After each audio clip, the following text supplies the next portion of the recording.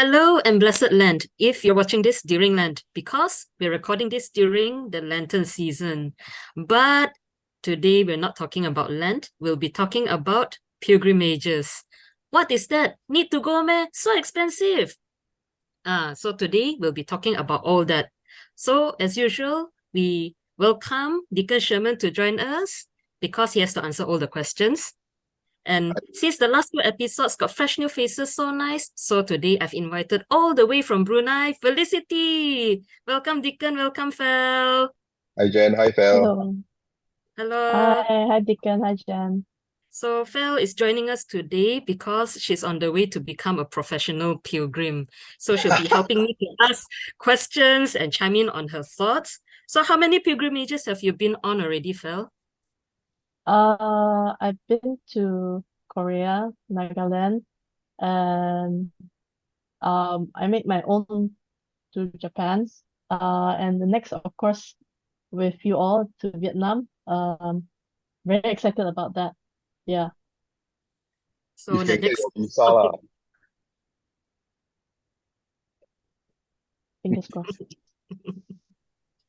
So the next topic on pilgrimage, Fel can host lah because she'll be the professional pilgrim. uh, so before we talk about pilgrimages, I thought we should get to know you a bit, Fel. I'm sure some people know you, but I think many people may not know who you are and that you're part of the Splendour Project. How did you come to know Deacon? Okay. So hello, my name is Felicity Chan. I'm I'm born and bred Felicity in Brunei. Chan. Hello. I'm born Hi, and bred in Felicity Chan Brunei. from born and bred in Brunei. Yeah, and Um, I I converted into Catholicism when I was 10. Um, got baptized and confirmed, and after that, I started getting more and more involved with the Catholic Church. More strongly in 2008 when Cardinal invited me to actually go for a talk, and I go like, huh, another talk ah? Should I go or not? Should I go or not? It was in This is the Syria. late Cardinal Sim. Yes. Okay. And some of my friends and I go like, okay lah, we all three go together since Cardinal that time target us three. Yum yum, he saw us three sitting there. He said, you three go to talk, okay? So we the three of us went to talk in Syria. And it was very interesting because wow, actually this deacon first things first, what is a deacon? And and we go like, oh, interesting. This speaker has this, conversion story, and oh, I didn't know about that. And then, after a while, I started to get more familiar with the Splendour team, start to know about what they're doing, the talks that they do, and attended more of the talks, bought his CDs, and listened more and more. And started communicating with the group lah. Then they started arranging pilgrimages, and I got like, sounds very interesting to go to a pilgrimage to learn more, right? So I was like, should I go? Should I go? Should I go? Then when Cardinal he says, oh, they are arranging a pilgrimage to Korea. I was like, Korea, because um before before that pilgrimage, I actually went with Cardinal around. Sometimes he would send me to represent the church in like Indonesia, and we would go with him on trips to Philippines. And it's kind of like a mini pilgrimage, all these experiences, to see the difference in culture and how it affected the Catholic Church in different countries. And then after that, he pushed me further to go for Asian Youth Day. And that's like a huge experience, pilgrimage, talks, um, prayers, and meeting all sorts of Catholics from all over Asia. It made a really big impact because then I truly learned about the history of the Catholic faith in Korea. So when they say, oh, by the way, Splendour team is making a pilgrimage in Korea, I was like, on, I will go, no matter what. Yeah, because I really, really wanted to learn because yes, you can join like group trips, you can make your own trips, but this one is unique, combined with not just being led by deacon, but also they brought a priest along. If I remember, Father Michael, if that's the time, I think. Was it Father Michael? Yeah, I think Which it's one Father was it? Michael. Our first trip to Korea? Yeah, first one. Oh, I think it was Father Matthew. Yeah, Matthew. Okay, close Yes. enough. And then yeah, so every morning we have a formation, we go to mass, and it's really a rare experience lah. Like when I see the itinerary, half the places I never heard before. Actually, more than half. I think about 70-80% I never heard before. So it made me really eager to go on, and from that time I got really hooked into it lor. Mm, Hooked into it. Yeah. yeah. Yeah, and oh yeah, and I remember it was also during that time where Deacon they all asked me to be their liaison officer in Brunei, and I was like, okay, on. Okay, so that's Yeah, the end of the podcast. Thank you, Phil. No. So actually that South Korea pilgrimage that you went, I think that's the first Asian series pilgrimage, and that's when I first met you as well, Phil. yeah, And before we met at the airport, I remember the outreach team told me, oh, so your roommate is another young lady. So I remember I went to the airport, and among the crowd, there's only one other young lady. So I just took my chance and said, hi, are you by any chance Felicity Chan? Oh, yes, I am. And then I think we just talked nonstop since then. yeah. 6 years So ago, talk until today. so until today, invite you to the podcast. So I think that introduction, Phil, is a nice transition to today's topic about pilgrimages. And so I think we've got some impression of what a pilgrimage looks like roughly, but I think it would be good if we establish some sort of a basis or understanding of what is a pilgrimage. I think let's start there. What are your thoughts, Deacon?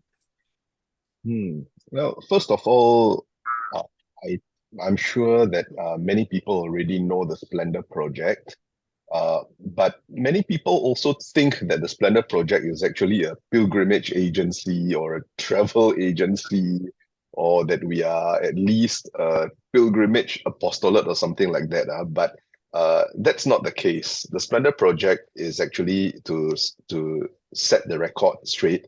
The Splendour Project is an apostolate for formation, evangelization, and discipleship. So pilgrimage is not our main thing.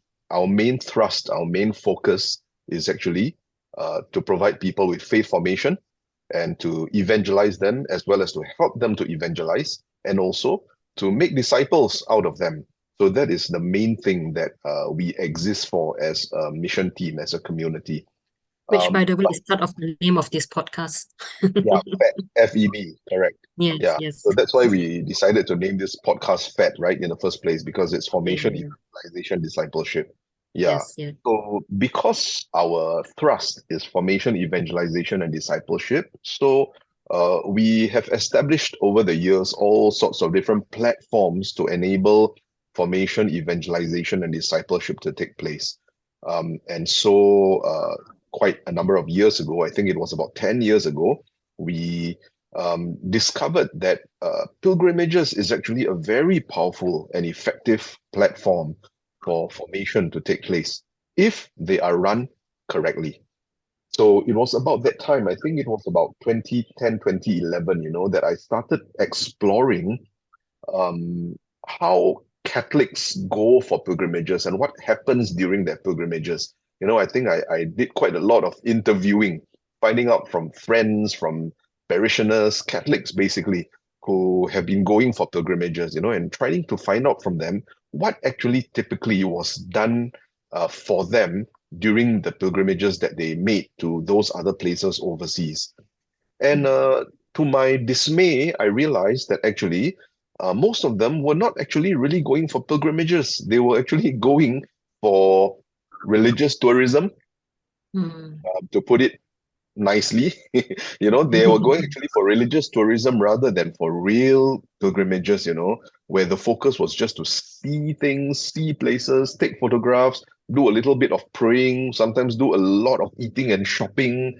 So I realized, hey, these people have not actually been for proper pilgrimages, when actually pilgrimages can be very good platforms for discipleship, for formation, for evangelization, if they are run correctly.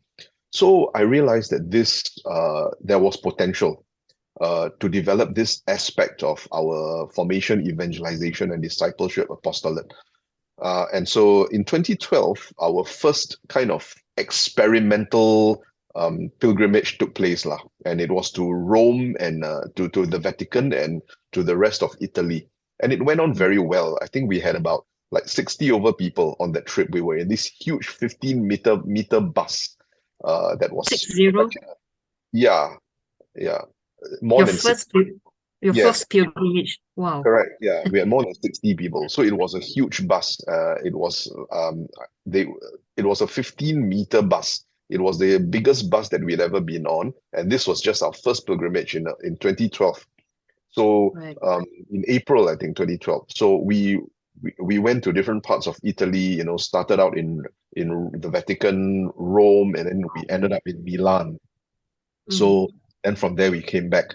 So during this trip, we tried, to run it with some help from friends, and then also we gave formation every day. We had masks every day, confessions made available to the pilgrims every day, and then we realized that at the end of the pilgrimage, some of our friends were asking, "So where to next? When is the next trip, and where are we going to?"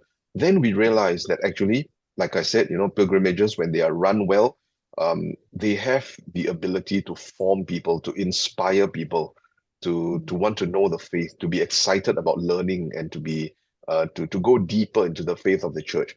So from there, we started planning more and more trips over the years. So what started as an experimental trip in 2012, by now we've been doing it for more than 10 years. We've had close to 40 trips now. We've run close to 40 trips to different parts of the world, of course. And all our trips are conceived around a systematic curriculum. That means for every trip that we go to, there is a proper curriculum of teaching that I want to deliver. There are certain things that I already have in mind and that I've prepared for the pilgrims to learn, to be taught properly and systematically on the trip. In fact, all the visits that take place during the trip revolve around what I want to teach. So that's how we design our trips. And of course, there is a great spiritual priority given to the faith development of the people during the trip. So that means that during this trip, every day there'll be masses being celebrated.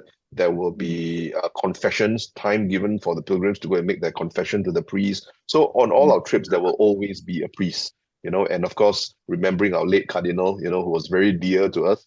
He came to many of our trips, right? And to be very honest with you, uh, doing pilgrimages is a very tiring affair, lah. So there was actually once a few years ago when I was really, really, really quite tired. This was way before the pandemic, the recent pandemic, and I was already very tired. And I was already discussing with my companions my desire actually to retire from this pilgrimage work. I said, enough already. It's quite tiring, and I don't think that I want to go on anymore. And then suddenly on one of our trips, I remember we were walking on the streets of Istanbul, and then while we were waiting for the pilgrims, and I was sitting down together with Sylvester and then with Cardinal. We were sitting in front of a little shop and drinking tea. We were drinking our chai, our tea, and then suddenly he told me, he said, "Hey, Deacon, you mustn't stop doing this work, You must continue, yeah." Then it was like Yeah. I was so geram when I heard him saying that. Wow. Then I said, Bishop, why? He said, you have no idea the impact of these trips on people. Some of the people who have been coming to me for confessions during our trips are people who have not been for confession for more than 10 years, okay? But because they were on this trip, they received certain teaching, God touched them in a particular way, they came to me for formation. So I said, Ayo, I was really thinking of stopping. He said, oh, cannot, must go on. So I asked him, then when only can I stop? He said, when you can find someone to replace you, lah. So then I knew on that day that this work is going to go on until I cannot do it anymore, lah. So yeah, so that's a little introduction of how we started doing pilgrimages and why we are continuing with this work. Yeah.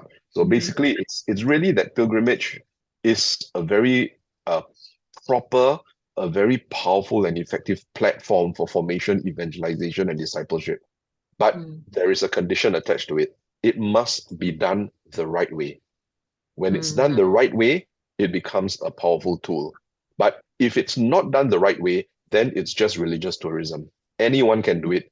Anyone can organize a trip, for religious tourists who just want to go and see things, do a little bit of prayer here and there, and enjoy themselves. Yeah. So, but that's not what we are about. Yeah.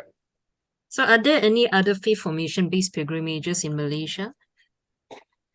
I suppose in an informal way, yes. Like some of these travel agencies, when they run trips and then they happen to get a priest who emphasizes the importance of faith formation, then yes, to a certain extent, they will get some faith formation from priests who emphasize that and who take the trouble to give them teaching.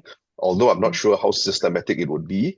Because for us, when we say that our pilgrimages are formation based, it means that the whole pilgrimage revolves around a proper curriculum that has already been pre-prepared before the trip. So at every step of the way, every day, and in every place that we visit, we already know what we are going to teach and what the pilgrims must learn from there. Then I think it's fair to say that for your trips, this is a consistent intent. This is the consistent thing that you're doing, right, with the curriculum. Yeah. That is the main characteristic of our trips. Yeah. Otherwise, for me, there's no point doing this because then you can go with any other group. There are so many travel agencies that are organizing pilgrimages around the region. Go with them if this is not what you want, because this is the main thing about what we are. We are formation based because that's our apostolate. I just want to show some physical evidence of that because I myself have been on 3 pilgrimages so far. So the first one was to Greece and Turkey. And then the second one to South Korea, that's where I met Fel. And the third one was just in 2020, Nagaland. And I'm going to the one in Vietnam next month, April 2023. So yes, with all those faith formation, right? And just like what Fel and Deacon has mentioned, every day we will have to gather at a place early in the morning and then we listen to some formation. And then during the trip, it's not like it ends there. During the trip, when Deacon sees something that he wants to talk about, he will gather us again and talk about it. But of course, people like me, right, my memory is very short. At that time when he talked, very inspiring, very good. And then I take in the moment. I really appreciate the whole trip. But fortunately, we have a physical formation book that's given to us.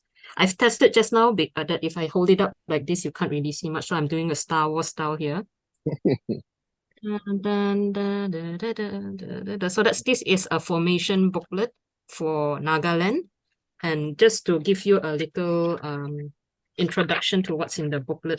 I mean, to be honest, I really forgot. If you ask me if I've been to Nagaland, yes, I've been to Nagaland for a pilgrimage. How was it? It was great. What did you learn from there? Wait, I look for my booklet first. So it's all in the booklet and then I can recall memories from there, right? So from the get-go, you've got an intro on what is a pilgrimage. So if you don't remember what Deacon was saying just now, you go to one of his pilgrimage and you'll get the booklet. And why make visits to shrines? I'm saying this because it's not just any booklet, right? There's a lot of effort put in here.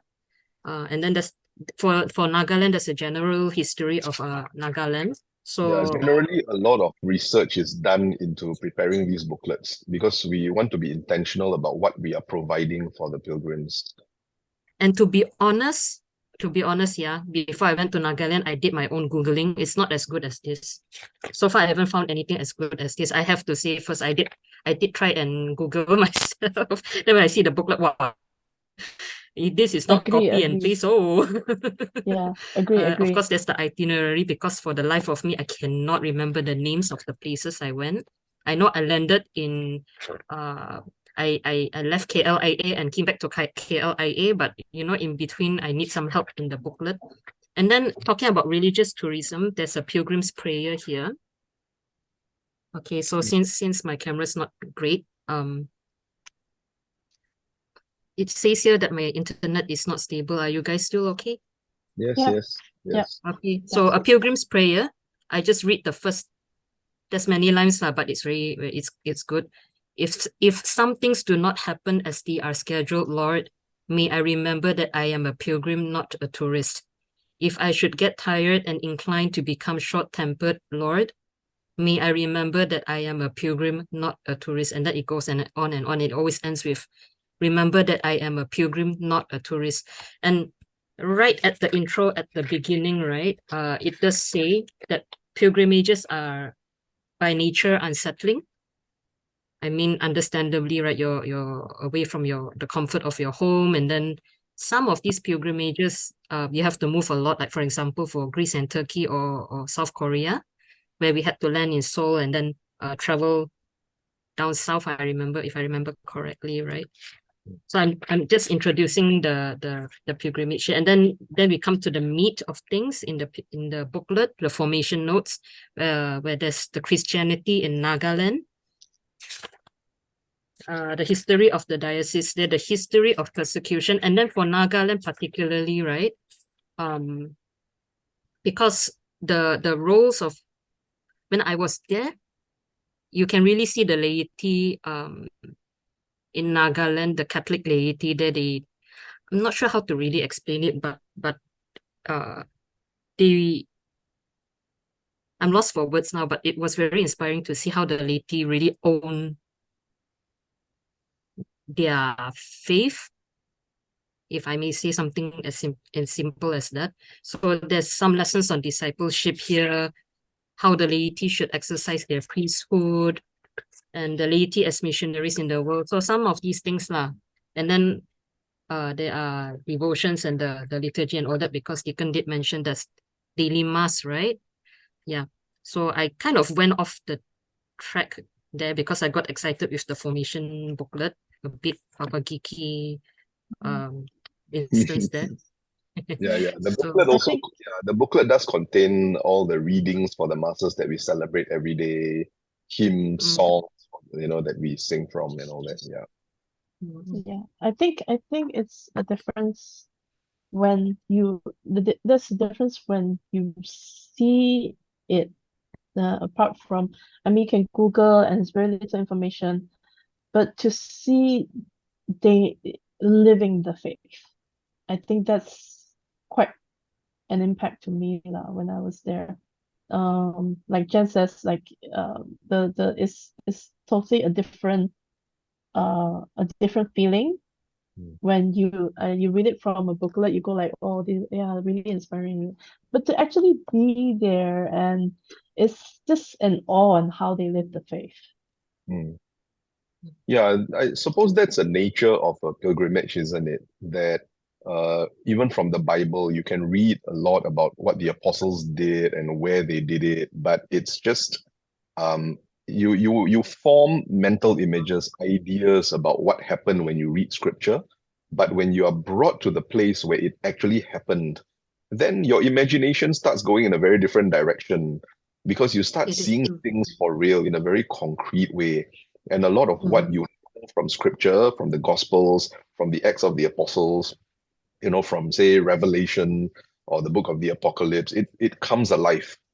So one of the things that many of our pilgrims tell us is after the trip, when they go back and they read the Bible again, somehow it invokes a very different feeling now because it is everything seems so real, and in many of these things, because they've been on those trips, they say, wow, I've been there, I've been there. So that is the whole idea of a pilgrimage, it's to bring our faith alive. So we know that whatever it is that we have seen shows, attests to us that what we have believed all this while, the teachings that we received from the church, they are true. These things actually happened. They are historical events. So it gives a certain boost to the faith, I suppose. Mm-mm. I think this is the suitable time to ask this question. Then, where do you take pilgrims to for pilgrimages each year? Yeah. So like I say, our pilgrimages are very intentionally based on certain curriculum that I write. So, we don't do things like find out from pilgrims or from people where they would like to go to, what places they want to go to, what places they want to visit, because we are not a travel agency, that is doing a survey to find out from people what the market demands are. Then we supply for that demand so that we can make big money out of it. That's not what we are about. We are very much a formation, evangelization, discipleship apostolate. So I keep emphasizing that so that people understand where we are coming from. So the places that we take people to revolve around an intentional curriculum written for them. And our curriculum is very comprehensive. So the first thing that I generally want people to learn about is the four Gospels: Matthew, Mark, Luke, and John. And for them to learn the heart of the gospel, for them to familiarize themselves with the path that was walked by Jesus, by our Lord and his disciples, his apostles, is in the Holy Land. So we take them there. And all throughout the time when they are in the Holy Land, we give them faith formation from the four Gospels. Nothing but the four Gospels. So we keep bringing them back, their attention back to these four Gospels. So once this trip is done, then we encourage people to go with us on a trip to Asia Minor. Asia Minor in scripture, you will see the name appearing in the Acts of the Apostles. All right. So Asia Minor in modern times is actually Greece and Turkey, these two countries. So we invite people to go with us on a trip to Asia Minor or to Greece and Turkey. And during this trip in Greece and Turkey, it's about a 16, 17, or 18-day trip, depending on the little variations in our itinerary. During this trip, we will give them formation from the Acts of the Apostles right up to the book of the Apocalypse. So once they have gone on this trip, on these two trips, Holy Land and Asia Minor, that means they have covered the New Testament. And of course, a lot of the New Testament also has references to the Old Testament. I will teach them from the Holy Land itself. I will already have given them a lot of background of the Old Testament and how that has led to the coming of our Lord, okay, in the incarnation. And then from there, when they go to Asia Minor, yes, they will cover, the route that St. Paul went to, why St. Paul evangelized those places, how he evangelized those places. But this is not just the footsteps of St. Paul. All right. So for many people, when they go for pilgrimages to Turkey, let's say, they are going on the footsteps of St. Paul. But for us, it's not the footsteps of St. Paul. It is Acts of the Apostles right up to the book of the Apocalypse. So our formation covers this. All right. So it also involves formation on St. Paul's epistles, all right, the letters that he wrote to the local churches there. It also involves a formation on the book of the Apocalypse, the 7 churches of Revelation. We will visit all those 7 churches. We will celebrate Mass where Mass can be celebrated in those churches. All right. So we go to all these places. And that is the whole idea of this Asia Minor. But Asia Minor also has some very important history, like for example, one of the places that we go to is Cappadocia. We spend a couple of nights in Cappadocia. It's a very significant place because some of our earliest and most prominent theologians started from there because they were in the monasteries there, or they were in hiding from persecution there. All right. St. Paul himself had also been there before. So when we go to Cappadocia, there are special things to teach there, about the early church, about the theologies that emerged from there, how the monastic movement in Cappadocia had affected or impacted, shaped the faith of the early church. So those very interesting things you will learn. All right. So that is the trip to Asia Minor. So Holy Land and Asia Minor. Now, after that, we also encourage our pilgrims to go on this trip to the Vatican. Of course, because Vatican is our mother church, right? We visit the 4 papal basilicas when we are there, in the Vatican. So St. John Lateran Church is our mother church. It is where the seat of the Bishop of Rome is, and you know that the Bishop of Rome is the chief of apostles. He is the chief bishop. He is the supreme and universal pastor of the Catholic Church. So we go there, and where possible, we will attend the papal audience to renew our communion with the office of Peter. But from the Vatican, usually we will venture out in other places in Rome, and then from there, we will go to some other parts of Europe, whether it's Western Europe or within Italy, all right, the whole of Italy, or we will go to Eastern Europe. So it could be some part of Europe, and sometimes if it's some other part of Europe that requires flying, from Rome we will fly out, all right? And usually for this trip to the Vatican and other parts of Europe, the formation will be on doctrine and history. And we will also teach about our devotions to the Blessed Virgin Mary, and some history as well, the history of the church, right? So our curriculum is very well set for these trips. So the trips all revolve around the curriculum that we have already written. So in other words, our trips are all very customized, lah. All right, they are very customized. I'm sure those pilgrims who have been traveling with us for a number of trips know that our trips are not exactly the cheapest, and we are also not intending to run trips that are the cheapest. But why are our trips priced this way? Precisely because our trips are very customized. In what way do we mean customized? They are customized because the trips and the visits revolve around a curriculum that has been written. We are not traveling in the way that is most convenient or in a way that's that's the cheapest. No, we are traveling based on a curriculum that has been set. So the trip has to be very customized that way. And that's why there's no way that we can run our trips in a way that's as cheap as, say, the commercial travel agencies do. And we are also not trying to be like that, because, like I said, if we try to become like that, then we will lose the whole purpose of why we are running these pilgrimages in the first place.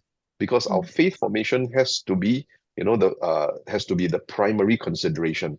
It's precisely why we are doing it. It's the fact that we want our people to be learning the faith and enriched in their faith, in the head as well as in the heart during the trips. So that's the whole purpose. So we have Holy Land, then we have Asia Minor, and then we have Vatican and Europe, right? And then there is another one that we recently added, but by recent, I mean, 5-6 years ago, but this one that we have recently added is a trip to Asia, at least one trip to an Asian country every year. Why?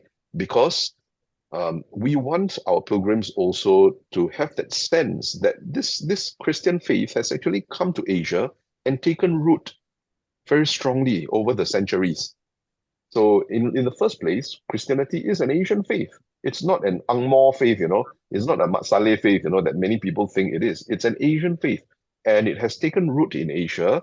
Of course, many of our countries, we received Christianity through the Western missionaries that came, okay? And we are grateful for this gospel that they've brought. But, over the centuries, over the years, the decades, this faith has actually taken root in Asia, and it has taken on a kind of a unique embodiment in each culture that is in Asia.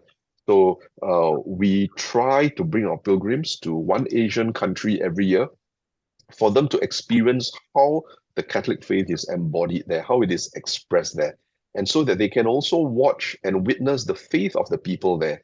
And it's no secret, that you can go to many parts of the world, especially in Europe, for pilgrimages, because there are beautiful churches there, there are beautiful ancient monuments there. But the place in the world today where Christianity or the Catholic faith is at its greatest vitality is in Asia. Besides Africa, of course, but we haven't reached Africa yet, but in Asia, this is where you see the faith really very, very robust. So I think it's inspiring, when we go out of our own countries and go to some other Asian countries and we watch the way people live their faith, and in some countries, the Catholics there, Asian countries, the Catholics there are actually persecuted. They face some serious challenges in their faith, and yet this does not hold them back from living out their faith with full courage and witness. So, like for example, one of the places that you've been to when you've visited yourself is Nagaland. You see how inspiring the faith of the people there is. It is a church that's very persistent, a church that is faithful, that exercises fidelity to the teachings of the church. The laity there are robust. They are very involved in the life of the church. They are very persevering. Even though they may not be financially very well off people. And many of their people in the villages are poor, but despite being poor, they do not let this become a setback to their faith.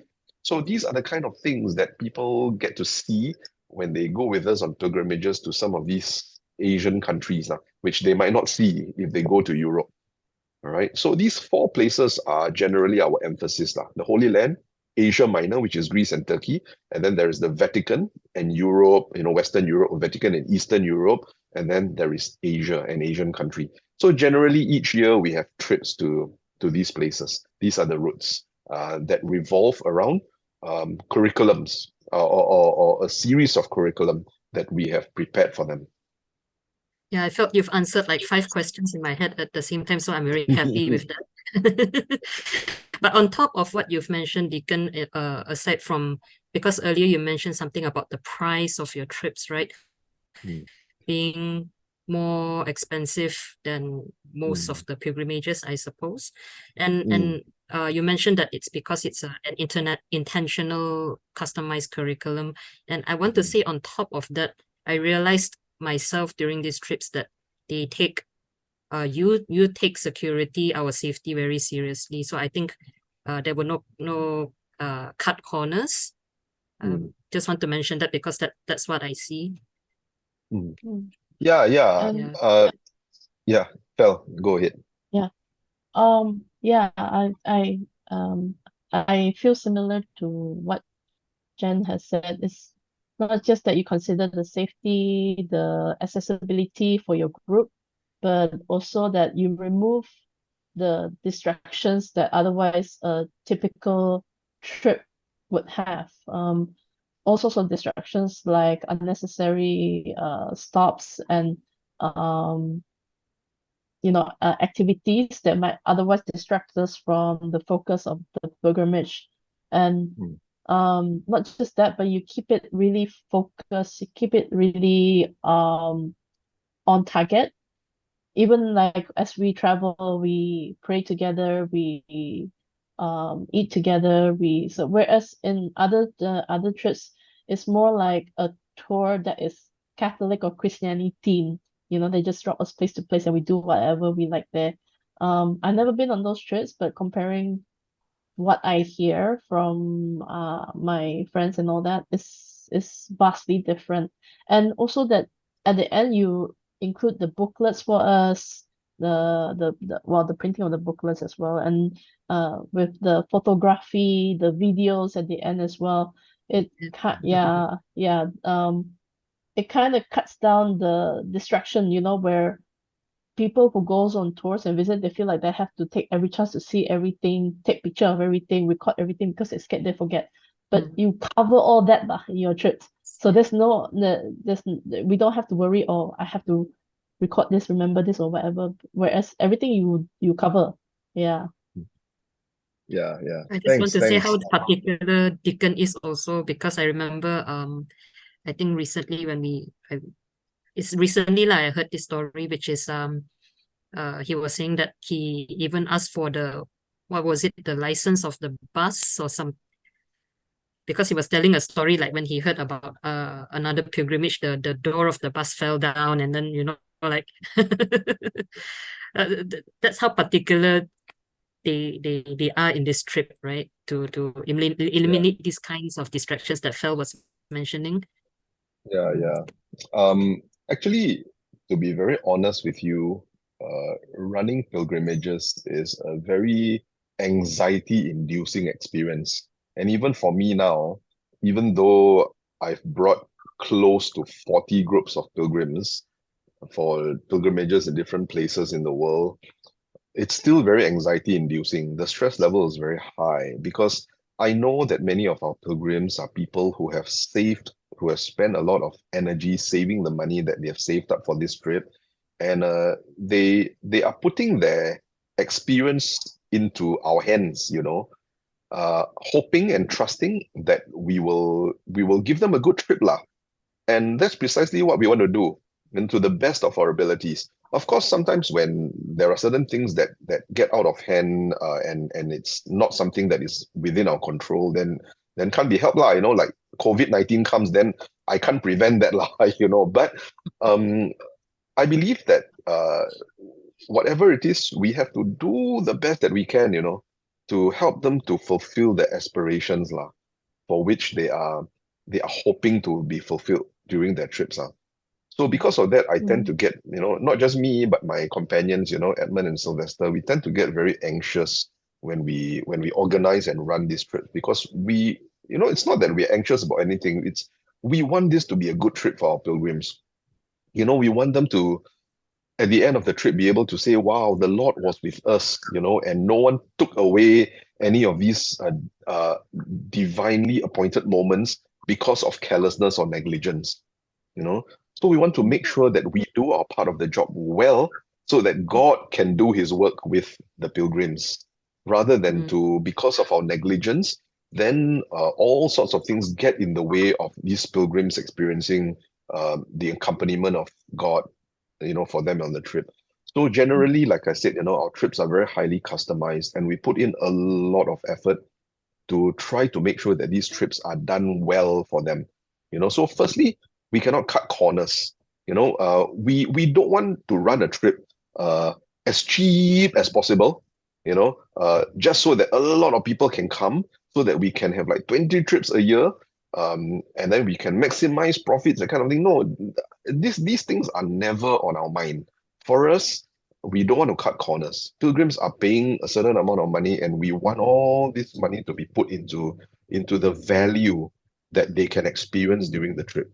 So, we want trips that are reasonably priced, and we are not here to be in competition with anyone, all right? Because actually, I also believe that we are really not in competition with anyone, because uh, people who come to us are a different sort of people from people who would go to some other commercial agency. They are looking for different types of things. So the people who come to us are people who actually want a good learning experience, and so they are willing to pay the price for it, for a good controlled experience, where they know that they will learn the faith well during this trip. Where the sacraments will be given, they will have a good priest, they will have good faith formation every day, and they are willing to pay the price for it. So, but if people are, people just want a fun experience, a lot of, maybe say, shopping, a lot of sightseeing, and then they don't want a lot of praying, they don't want a lot of sacraments, that kind of thing, and they don't want a lot of teaching, then naturally they won't come to us anyway. And we also wouldn't want to try to attract this kind of people. So we are not all out, to try to attract the crowd. We are not, So when we organize these trips, first of all, we make sure that we don't cut corners, that the trip provides good accommodation, good food, because, people have to pray a lot during the trip. People have to sometimes walk a lot during the trip. But, in the night when they go back to the hotel, they must have a comfortable hotel to rest in. They must have good beds to sleep in. The rooms must not be dusty. The food must be good and appetizing. There must be enough food so that the morale is high, and then they are well rested, they are well fed, and then, the next day they set out again, and they are ready to start the day anew. So this kind of experience must be present for the people daily, So because of that, we cannot cut corners, right? Then secondly, right, as you have rightly put, their safety and their security is very important, because they are leaving loved ones behind, So, of course, traveling always comes with an inherent amount of risk lah. There is no such thing as no risk lah. You drive your car out of your house, also there is risk involved, right? So we cannot say there is no risk, but we must make sure that when we bring people on these trips, there is no extraordinary amount of risk beyond what is inherent in travel. So because of that, we make sure that we prioritize their safety, we prioritize their security, and we make sure that the pilgrims are properly insured. All these pilgrims are properly insured. Even when we go to the Holy Land, right, we make sure that they are doubly insured. Every pilgrim who goes with us to the Holy Land has 2 insurance policies, Okay, not just one, two insurance policies to make sure that they are well taken care of every step of the way and on every part of the trip. So that one is a given. We cannot compromise on that. But with this security in place, with this kind of safety features in place, then there are cost considerations, right? It adds on to the cost. But that's why I say we cannot cut corners if we want to prioritize this kind of thing. And then the third thing is there must be accurate and systematic teaching. So that's what our trips are about, like I said, right? So all these trips have proper curriculum and all the teachings are all in the booklet, because we know many of our pilgrims don't exactly have photographic memory. So it doesn't mean I teach you something today, you're going to remember it forever. And then some of the pilgrims, because the pilgrims who come on our trips are generally pilgrims who genuinely want to learn, so they are afraid that they will forget. They always tell me, "Ayo, Deacon, what happens if I forget what you say?" I say, "Don't worry. Everything that I teach you is in the booklet. The booklet that Jen has just shown. And Fel, you also have a couple of copies of them with you, I'm sure, because you've been on our trips. Yeah. So every trip like that is accompanied by a booklet like this, and these booklets are expensive, They are not cheap, They are color printed, okay, with color photo, color pictures and all that inside. Everything is properly set out in the booklets. Yeah. So we purposely prepare these booklets for you, and every pilgrim gets a copy of the booklet. You can bring it home, so you will never forget. You see maps and all that inside, so you will never forget what is being taught during the trip, right? And then there are also pilgrims who are afraid that they don't get to capture enough images on the trip. What if they forget their memory of being on that trip? So what do? Our team produces for you a full hour footage of the whole trip during the trip, right? Sylvester, who is our media director, he goes along on every trip, and then he shoots video footages of all the places that we go to, and our pilgrims' faces are in them also. So at the end of the trip, right, 2-3 weeks after the trip, the a 1 hour footage is released. It's put online in high resolution. It's released, and all the pilgrims will get a copy of that footage or a link to that footage. And that footage is never taken away. It's never taken down from that link. So it's perpetually there. So you have a full hour video footage of the trip. What more do you need? You don't need to worry about taking photographs, because half the time, right, we take photographs, we go home, we don't even have time to look at those photos anymore, right? And sometimes you look at those photos also, you can't remember where it was taken anymore. So Jangan why do you? berterasa. That's true, right? So why do you bother doing it? We tell the pilgrims, don't Story worry. of When you my go, life. yeah, we tell the pilgrims, when you go to a shrine, right, be present. Your presence there is very important. Absorb the experience of being there. Don't worry about your photographs. Okay, take 2-3 photographs. That's enough. Then spend the rest of your time praying, observing, watching, experiencing that yourself being in that place. And then let the media director do his job. He will capture the essence of that place in video, and you will get a copy of the footages. Don't worry. You see? So that removes the anxiety of the pilgrim, so that they are free to engage spiritually with the place that they are in. All right. So these things are what we call aided learning. All right. So there's no cutting corners. These are some of our philosophies that we practice in how we run our trips. Firstly, no cutting corners. Secondly, the safety and security must be prioritized. Thirdly, there must be accurate and systematic teaching. Fourthly, aided learning. So we aid your learning by providing booklets, by providing video footages. These things help you to collect your memories, so you will never forget what you learned. You'll never forget your experience of being in the place. 10 years from now, you click on that link, you will still get that video. The very first trip that we did in 2012, until now, the video is still up. Our pilgrims, when they click that link, they still get to watch. The first trip that we ever ran from 2012, it's still there. So they will never lose that memory. All right.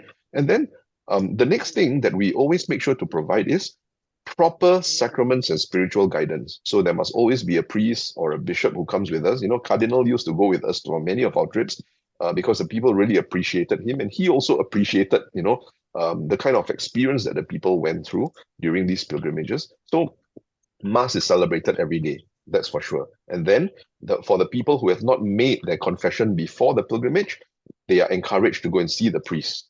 to make a confession, make an appointment with a priest to say, Father, I want to make a confession. When are you free? Can I make my confession? Right? So these sacraments and spiritual guidance are provided every day on the trip. Right? That's number 5. And number 6, another very important aspect is the people must have a holistic understanding of the faith. Because you see, you can just think about the Holy Land and then you know only about the Holy Land, but you don't know about Rome, you don't know about Asia Minor. All right. So what we are trying to help our pilgrims to go through is actually a kind of a progression of learning of pilgrimages through all these places, through which they actually have a progression of learning so that at the end of it all, they understand how the faith in the Holy Land relates to the faith in Rome and Europe, and how that relates to the faith in Asia Minor, and how that relates to the faith in our Asian countries. Because the Christian faith is one faith. So historically, all these places are linked in some way, so that by So the is that end, the recommended sequence of the pilgrimages they can go to? yeah, in a So way, like Holy you Land can say first, that. then Yeah. In a way, you can say that, the best is to go to the Holy Land and then go to Asia Minor, then go to Rome and Europe, and then after that, go to an Asian country, but not necessarily so. That's ideal, but not necessarily so, because it really depends on your life opportunity and what, how much time you have in a particular year also, right? So it's not that it's compulsory, to do it that way, lah.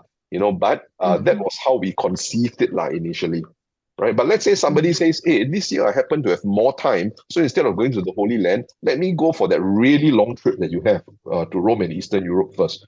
Fine.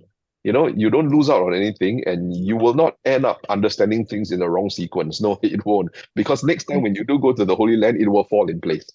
Then finally, when you go to Asia Minor, it will fall in place. All right. So we make sure of that. Yeah. But how we conceive these trips is Holy Land, we conceive the curriculum first. And then from there, extension, then we say, oh, I think we need to do a trip to Asia Minor because that's, the next portion of the formation. Then, oh, I think we need to make a trip to Europe because that's the next portion of the formation. Then, oh, I think now we need to do a trip to an Asian country because that's the next portion of the formation. So, but it's okay, whichever sequence you go on, it's okay. Yeah. So, but there's this holistic thing so that once the people have gone through all these different pilgrimages with us, they have a holistic understanding of how this place connects to that place historically, how that place connects to that place historically. So, they get an overarching view of the faith, and they see just how universal the Christian faith actually is. So these are some things that are very intentional in the way we run our trips, and you can see that our whole focus is on the learning experience and the spiritual experience of the people. It's not so much of the fact that, oh, we want to have as many trips as possible. No. In fact, I don't mind telling you that there are many so-called private groups, who have contacted me over the years. Oh, we want to have a private trip here just for our group. Can you do it? If we wanted to go into business, wow, we will be making a lot of money doing business that way, doing trips for private groups, and then just catering for them because we have the expertise to do it. But really, we are not that interested in it because our whole idea is faith formation. We want to run a certain number of trips a year for people to be formed in the faith, and it's like a prolonged and extended retreat experience for them. That is the whole idea. Yeah. So beyond that, I have other things to do with my time lah, and I have other commitments lah. So we are not a full-time travel agency or full-time pilgrimage team lah, that we want to spend our whole year just doing this only. Because there are so many other things that we are committed to, which we have to do also. We have various obligations, so we have to take a balance to make sure that all these obligations are fulfilled. So yeah, that's our focus during our pilgrimages. Full stop. Yeah, so no doubt a lot of benefits on going on pilgrimages, but is it compulsory to go for one? It's not. It's not. If people don't have the financial means to go for a trip, I really do not recommend them taking a loan or borrowing money from friends to go for a trip. That would not be wise. Okay, if you find yourself not having the financial means to do it, then please don't. But I would also say if you have the financial means to go for a trip, please don't stinge by going for the cheapest trip that you can find, because that would not be wise also. All right. Go for a trip that will enrich you spiritually and intellectually in terms of your understanding of the trip. Lah. Don't just spend money going for a trip that brings you for a lot of fun and shopping. That's not, okay lah, if that's what you're looking for, then by all means go for it, but don't lah go and tell people, oh, I went for a pilgrimage. That's not a pilgrimage lah. It's just religious tourism. You visited some religious place, and by the way, you did some praying. By the way, you saw where Jesus was born, but you were not really on a pilgrimage, right? So our whole idea is we want to run pilgrimages, real proper pilgrimages for people.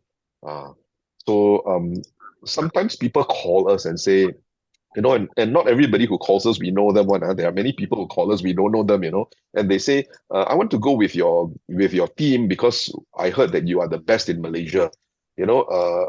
Of course, we would love to say, yeah, we are the best in Malaysia, but it really depends on what you mean by the best, you see. Because when it comes to bringing people for shopping during trips, we are not the best.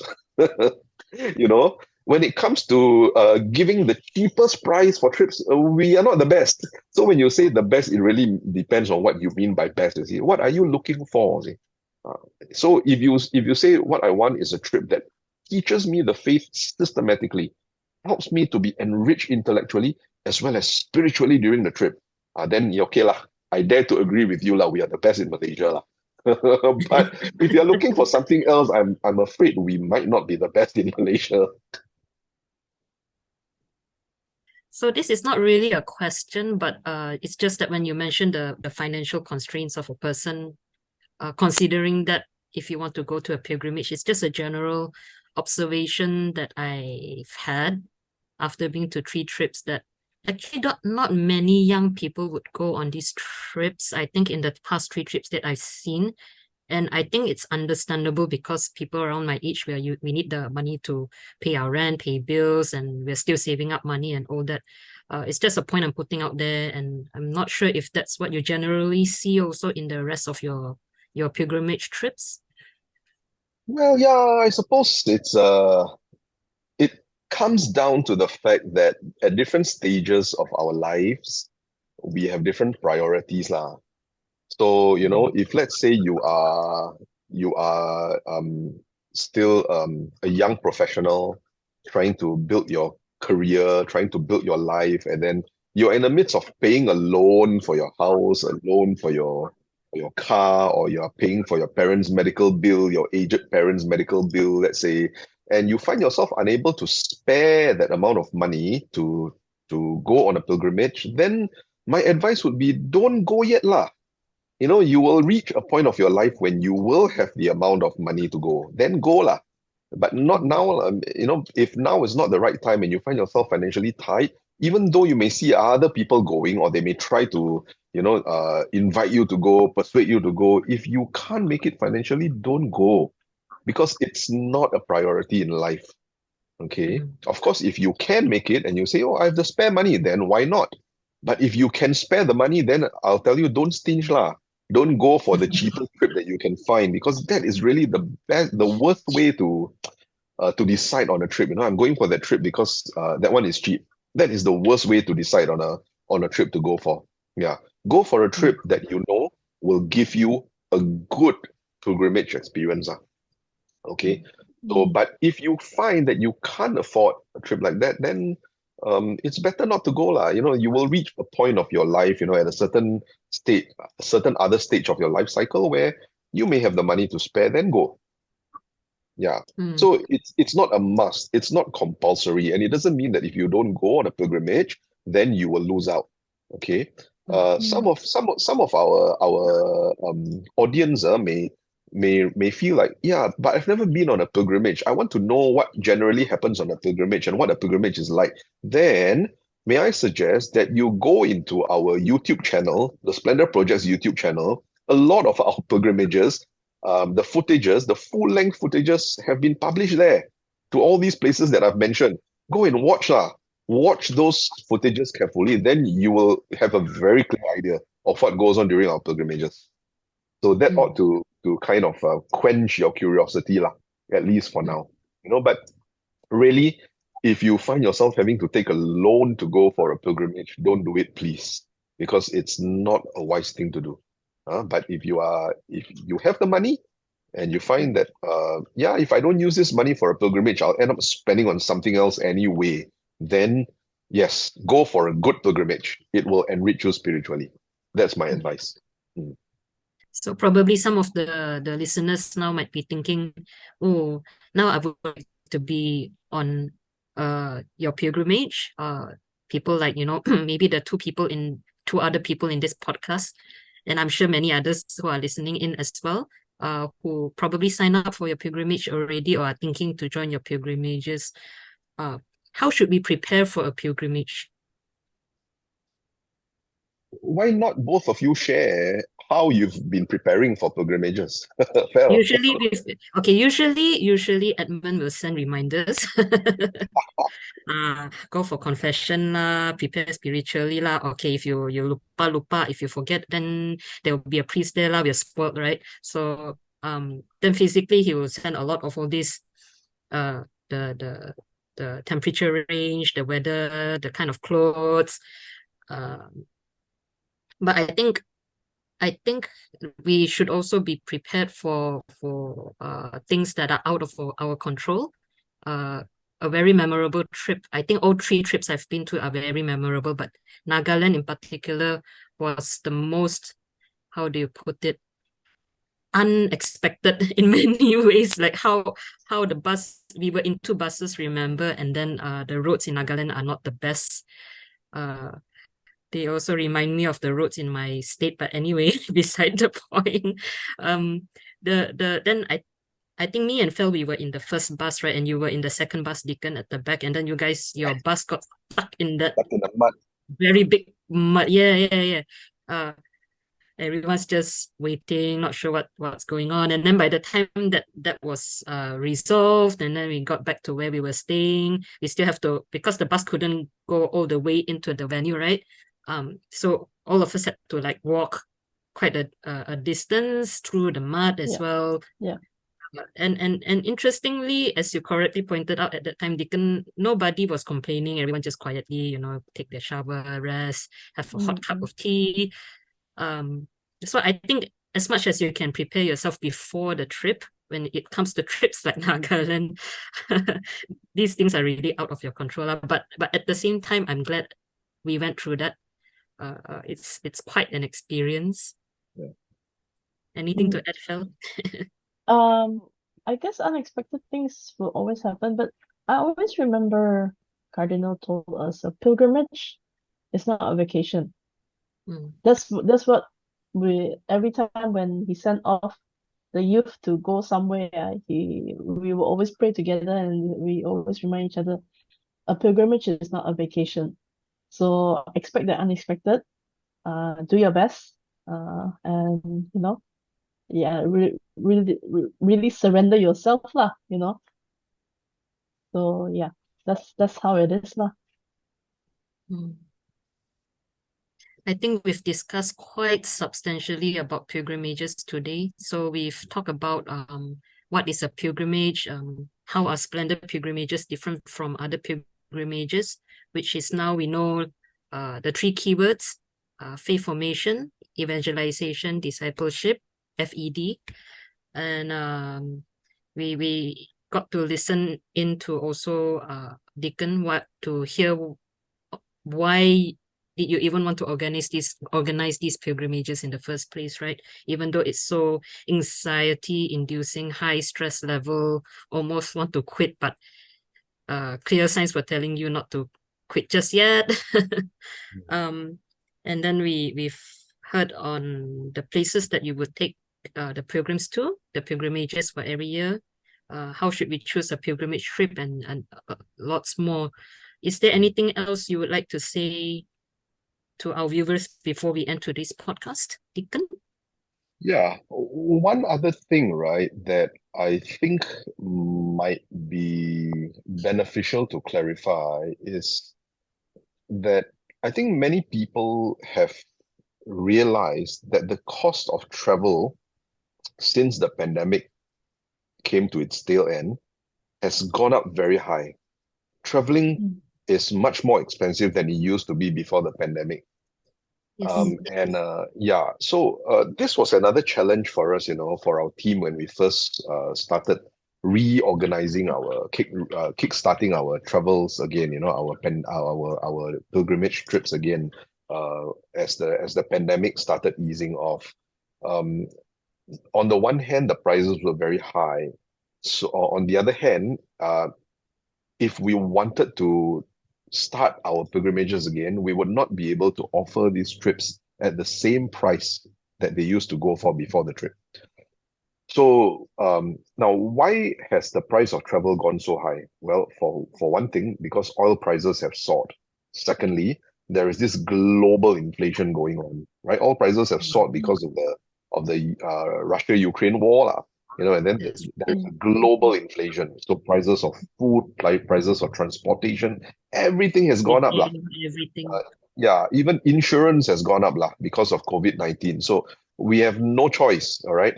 So we were faced with this dilemma, when we thought of reorganizing our trips, as the pandemic came to its tail end. So we were faced with this dilemma. Do we want to continue running our trips with the same kind of quality, with the same kind of itinerary that we used last time before the pandemic? Because if we want to run it the same way, then the price will go up very significantly. By significantly, I mean the price would go up between 16 to 20% of what it used to cost last time, right?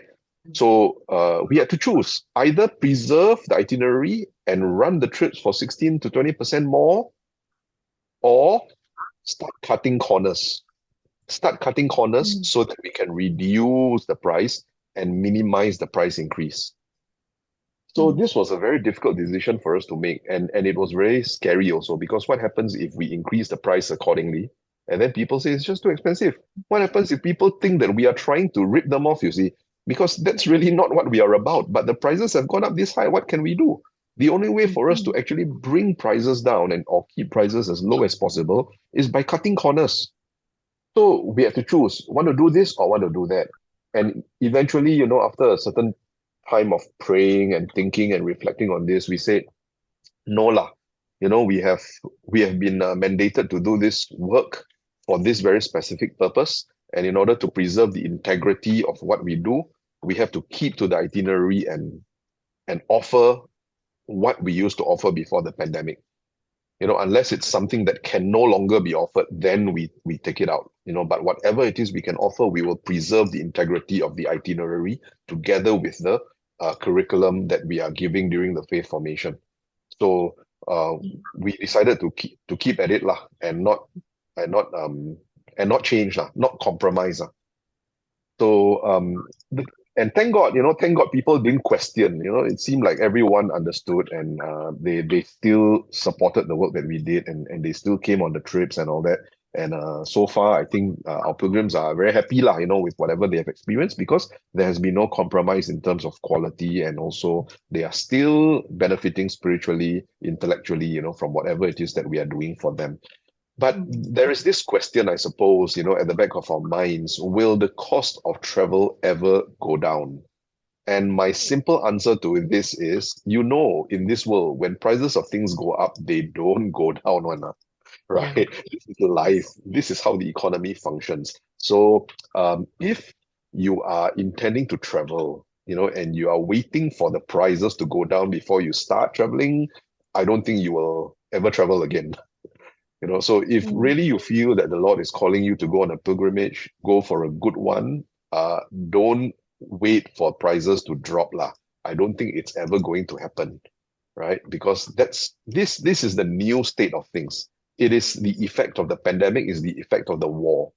So, and when all these tour operators, suppliers, once they raise their prices, they are not going to reduce the prices anymore. So this is the state of travel now. It is the way things are. This is the new equilibrium. So it will take time for some people to get used to it, but eventually we all will get used to it. So yeah, I That's the suppose this practical is side of things. Yeah. yeah. So this is, I suppose, the something useful to clarify for people who are still thinking about going on a pilgrimage with us. Yeah.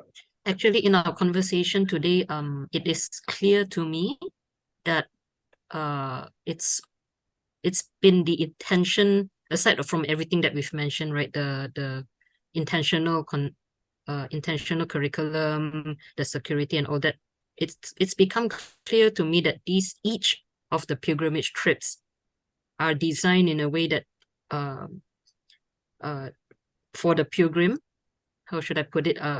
Designed for the design in mind for that person who goes on the trip, that person will go for it once in a lifetime. Yeah. My That's always yeah. sentence. You're right. You're right. Yeah. That's always how we Yeah. design our trips. We don't design our trips with the idea that this person may be coming on this same route for this same trip many times in his lifetime. No lah. We always want people to maximize or rather optimize the use of their money lah. So when we organize a Mm, trip to a certain place, like for example the Holy Land, we will assume that this pilgrim coming for this trip to the Holy Land is only coming once in a lifetime. So our whole idea in running a trip to the Holy Land for this pilgrim is that we must give this pilgrim the best experience that this pilgrim can get. yeah, So precisely with that intention in mind, I don't think you'll ever cut corners. yeah, never. Because after this, at the end of the trip, I'm famous for telling pilgrims that at the end of the trip, right, I'll say, okay, you actually don't have to come back here again, because Mm, you've already had the best experience that you could have here. So mm, after this trip, you will never have to wonder, did I miss out something? No, we have made sure that you've had the best experience that you could have had on this trip. So if you have the money, go somewhere else. Unless you really don't know where else to go and you want to come back here, of course, no one's going to stop you. But you don't have to. That's the point. Because when we mm, designed this trip and when we ran it, it was with this view in mind that you only intend to come once in a lifetime. And we must make sure that during this trip, you get the best that you can get out of the trip. mm, So mm. that is how it's part of our organizing philosophy lah. Can I just add that I used to be one of those people in the past that thinking, I work so hard for my money, I earn so little, I have so much to pay. Is it really worth, paying for what I thought technically was a tour? Mm. I was like, is it worth? Because there used to be a lot of advertisements to go to like France, to go to certain parts of Europe to visit all these like churches and holy sites and all that. So I'm like thinking, oh yeah, that only for rich people one, rich people rich Catholics not me I'm not that rich So it's just a different experience when you slowly start exploring yourselves. When you find that you go to a different country, let's say you go to Malaysia, you go visit a church, you go see the cathedral and things, but you don't know the story behind the history, the people, the layout of the land. You it's and to actually go and experience a totally different experience when it comes to joining this pilgrimage. It was a shock and a surprise.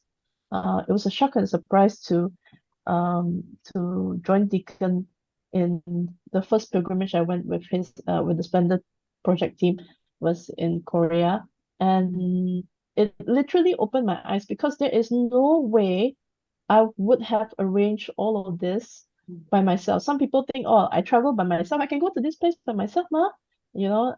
Go it by public transport or visit on my own. That is absolutely no way.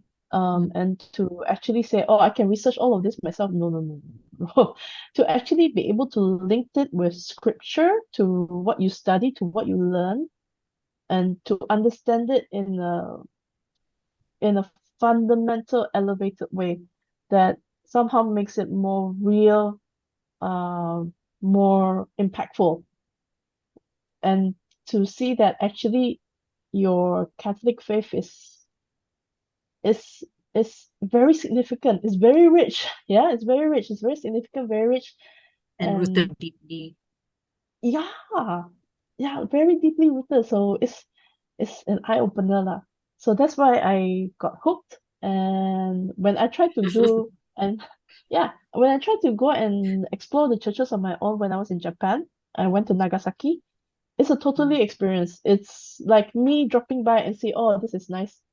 Oh, okay, so this is the first church they built. But there's no formation, there's no spiritual connection when it comes to going on a pilgrimage. Yeah. Yeah, Fel, this is an excellent point because you have just reminded me of something very important also. I think that some of our pilgrims or prospective pilgrims need to know. It's not just that many of these places you can't research yourself information on them and connect them with something relevant to the faith. It's also risky when you go with groups and then you get random tour guides. Because that's how the tour industry functions. I organize something for a group and then, I let the tour operator there assign some random tour guide for me. The tour guide may be a Christian, may not be a Christian, and the tour guide may just give all sorts of information that's false, and the pilgrims won't even know it. Yeah. So this is another controlled experience that we guard very closely on our trips. We actually work with tour operators overseas who will provide us with the tour guides, the specific tour guides that we ask for. We tell them the tour guide that we want, we give them the tour guide's phone number, and we tell them, get this person to be our tour guide. If you cannot get, we are not working with you. Because the tour guides are very important. We have already identified and appointed our own tour guides, and we pay them well because we know that they are good, and we know that what they say agrees with the Catholic faith. I give you an example, in the Holy Land, right, you get all sorts of tour guides. And very often when our pilgrims go into the shrines, into the churches, because I've been there so many times, I don't go in.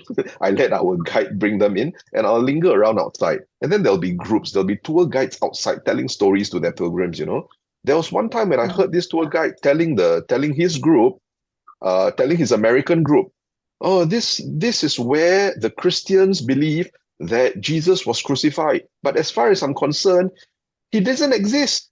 There was never such a man. And all the tourists, right, the American tourists were so impressed by this tour guide. Oh, he's good. He's so intellectual. He's wonderful. He's excellent. But they had no idea what this fellow was actually saying, whether it was true or not, And then in Capernaum, there is this statue of Saint Peter holding a crozier, a staff. And one priest who went with us on the trip heard a tour guide telling his group that what Saint Peter was holding is actually a spear to catch fish because he was a fisherman.